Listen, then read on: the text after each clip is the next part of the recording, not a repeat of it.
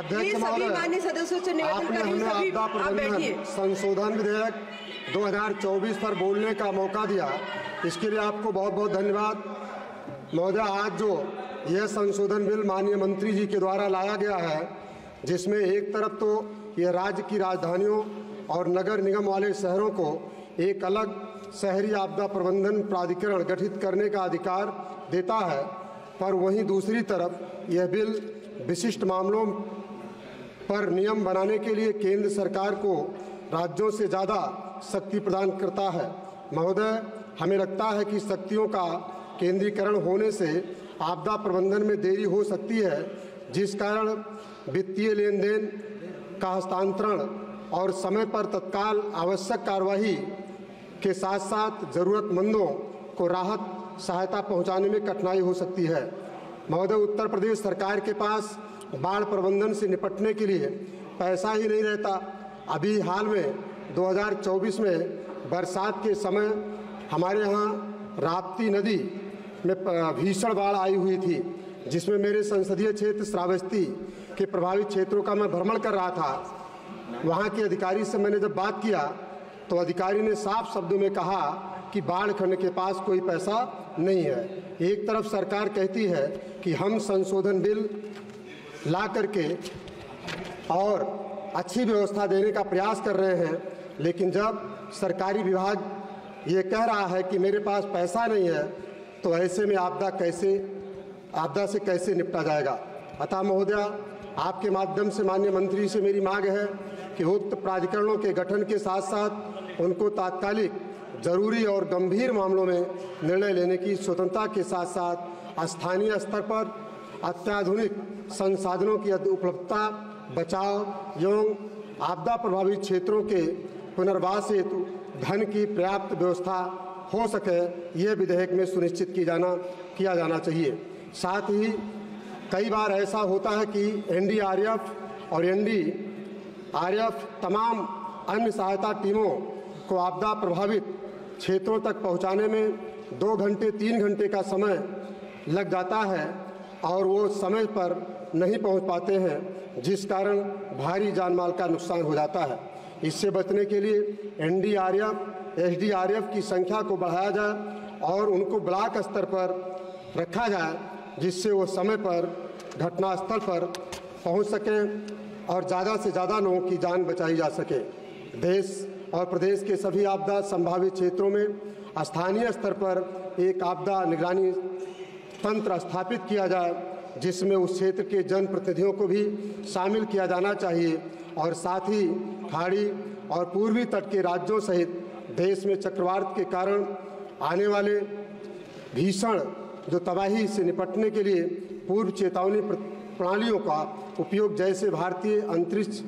अनुसंधान संगठन इसरो, भारतीय मौसम विभाग और राष्ट्रीय सुदूर संवेदन एजेंसी NRSA की उन्नत तकनीकी का लाभ उठाकर चक्रवात और भीषण तूफानों से होने वाले नुकसान को कैसे रोका जा सके, इस ओर भी ध्यान देने की ज़रूरत है। महोदया, मेरे संसदीय क्षेत्र श्रावस्ती और जनपद बलरामपुर एक आपदा प्रभावित क्षेत्र है, जो नेपाल सीमा से सटा हुआ तराई क्षेत्र जो राप्ती नदी के किनारे बसा है और राप्ती नदी में लगभग हर साल बाढ़ के कारण जनपद श्रावस्ती के कई गांव जैसे जगरावलगढ़ी, लयबुड़वा,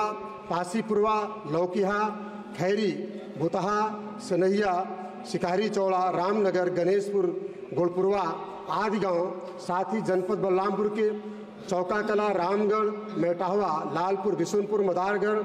चंदापुर, बिटौड़ी, बलरामपुर देहात, जुगियाकला, भगवानपुर खादर, लयबुड़वा, सरदारगढ़ सहित तमाम ऐसे गांव जो राप्ती नदी के किनारे बसे हैं, बाढ़ के कारण हर साल जलमग्न हो जाते हैं और किसानों के हजारों एकड़ फसलें बर्बाद हो जाती हैं, जिस कारण किसानों की सारी फसलें तो नष्ट हो ही जाती हैं, लोगों के घर नदी में समा जाते हैं, गांव जलमग्न हो जाते हैं, बड़ी बड़ी सड़कें कट जाती हैं, कट करके बह भी जाती हैं, जगह जगह बंदे टूट जाते हैं, लोगों की जान तक चली जाती है और जिस तरीके से उन्हें इसका मुआवजा मिलना चाहिए, उस तरीके से सरकार के द्वारा उनको मुआवजा नहीं दिया जाता है। राप्ती नदी में जब बाढ़ आती है तो नदी का कटान इतना तेज़ होता है कि नदी के किनारे बसे गाँव में एक दिन की अगर दूरी देखा जाए, नदी अगर 200 मीटर दूर रहती है और दूसरे दिन 100 मीटर के करीब पहुंच जाती है। इस तरीके से वहाँ पर नदियों के किनारे बने घर मिट्टी के कटान के नाते पूरा घर नदी में ही बह जाता है। महोदय, राप्ती नदी हमारे लोकसभा क्षेत्र श्रावस्ती व बलरामपुर, सिद्धार्थनगर और गोरखपुर तक बहती है। ये सभी जिले बाढ़ प्रभावित हैं। महोदय, एक व्यक्ति अपनी ज़िंदगी की सारी गाड़ी कमाई को लगाकर अपना घर बनाता है जो नदी के में समा जाता है, और जब घर का उचित मुआवजा देना होता है तो वहीं सरकार के माध्यम से कभी 1 लाख, 2 लाख, 2.5 लाख दे करके फ्री कर दिया जाता है, जिससे किसान, गरीब, मजदूर, नदी के किनारे बसे लोग और ही गरीब होते जा रहे हैं। अतः अध्यक्ष महोदया, आपके माध्यम से मेरी केंद्र सरकार और प्रदेश की डबल इंजन की सरकार से मांग है कि केंद्र सरकार राज्य सरकार के साथ मिलकर सर्वे कराकर जो नदी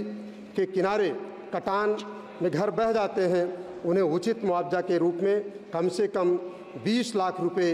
मकान की लागत का दिया जाना चाहिए, और साथ साथ राप्ती नदी के दोनों किनारे अस्थायी बांध बनाए जाएं। महोदया, एक गंभीर मामला है। मैं आपके माध्यम से, जो उत्तर प्रदेश में आपदा ऐसी स्थिति पैदा हो गई है किसानों के लिए, जो डीएपी खाद, ये आपदा का ही एक तंत्र है, जो किसान इतना परेशान है कि आज अपने खेती को नहीं कर पा रहा है, और डीएपी ऐसी खाद 60 हो गई है, किसानों को खाद नहीं मिल पा रही है और किसान परेशान है, अभी तक बुआई नहीं हो पा रही है। तो मैं अध्यक्ष महोदया आपके माध्यम से भारत सरकार से मांग करता हूं, माननीय मंत्री जी बैठे हैं, ये भी एक आपदा है उत्तर प्रदेश में, जो खाद की भारी कमी है उसको पूरा कराने का काम किया जाए। आपने समय दिया, इसके लिए आपको बहुत बहुत धन्यवाद। ढेर सारी शुभकामनाएं।